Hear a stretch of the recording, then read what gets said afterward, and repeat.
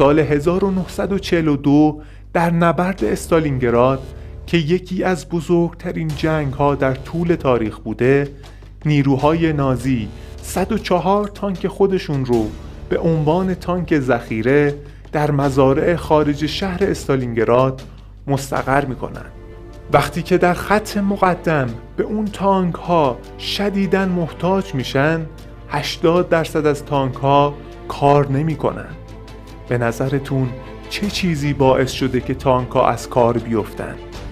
تانک ها مدت زیادی رو در مزارع بودن و موش‌های صحرایی داخل تانک ها لونه کردن و عایق‌های سیستم‌های الکتریکی تانک ها رو از بین بردن.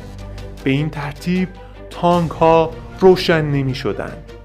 آلمان ها که یکی از پیشرفته ترین و مجهز ترین ارتش های اون زمان بودن، از موش